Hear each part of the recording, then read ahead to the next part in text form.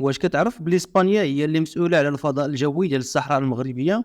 اسبانيا هي اللي كتراقب الفضاء الجوي ديال الصحراء المغربيه، وهي اللي كتمنح التراخيص ديال العبور ديال اي طائره بغات تمر فوق التراب ديال الصحراء المغربيه.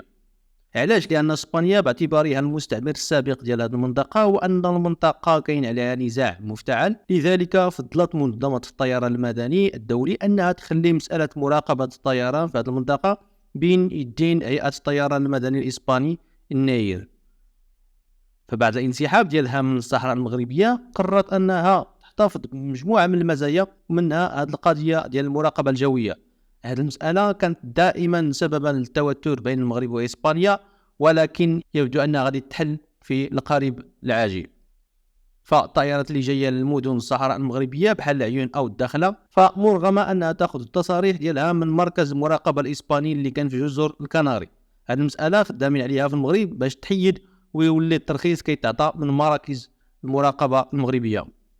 غادي تقول لي اش غادي تستافد اسبانيا من هذه المساله ديال المراقبه الجويه؟ الجواب هو انها كدير واحد المراقبه على المنطقه، بل انها ممكن تفرض تراخيص على الطائرات اللي كتمر منها، بالاضافه الى استخلاص رسوم على هذا المرور. واش ممكن ان المغرب يحيد هذه المساله لاسبانيا بالقوه؟ هذه المساله ديال القوه ما بقاتش واكله، لانه كاينين مؤسسات على المستوى العالمي، كاين الامم المتحده وكاين مجلس الامن، واحسن حل هو اللي ممكن التوصل اليه عبر القنوات الدبلوماسيه، لان كل شيء كيكون راضي. هذا هو الحل اللي غادي فيه المغرب حاليا، كيفاش اننا نحققوا مجموعه من الاهداف على الغريم الاسباني وغير بالفن كما كنقولوا. مؤخرا اسبانيا عرفت ان المصلحه ديالها هي مع المملكه المغربيه، لذلك خاصها تشوف كيفاش انها تصلح علاقتها معنا. داكشي اللي دارت الحكومه الحاليه بقياده سانشيز. اسبانيا تمكنت انها تكون الشريك التجاري الاول للمملكه المغربيه بلاصه فرنسا. اسبانيا اعترفت بالسياده المغربيه على الصحراء، وهذا الشيء ما يعجبش الجيران اللي كيديروا كل ما في جهدهم انهم يقسموا المغرب على جوج. ولكن خاصنا نتسالوا على المقابل اللي غادي يخلص المغرب باش انه يتمكن من الحصول على هذه المساله. الى عقلتوا فالمغرب كان في 2020 قرر انه يغلق معبر سبته ومليليه المحتلتين من قبل المستعمر الاسباني. هذا المعبر بقى الى يومنا هذا مغلق، وتاثروا الجانبين بهذا الاغلاق وخاصه الجهه الاسبانيه.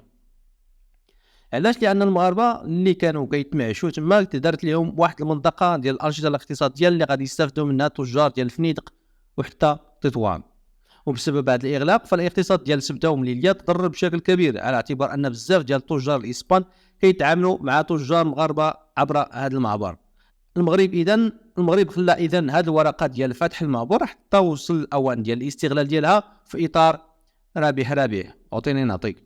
لذلك بدات المفاوضات بين المغرب واسبانيا في هذا الباب، بحيث تقول المصادر بان المفاوضات بشان الاشراف على المجال الجوي للصحراء المغربيه تطرح ضمن النقط الوارده في الاعلان المشترك ديال 7 ابريل 2022 في اطار اقرار سانشيز بالمبادره المغربيه حول الحكم الذاتي.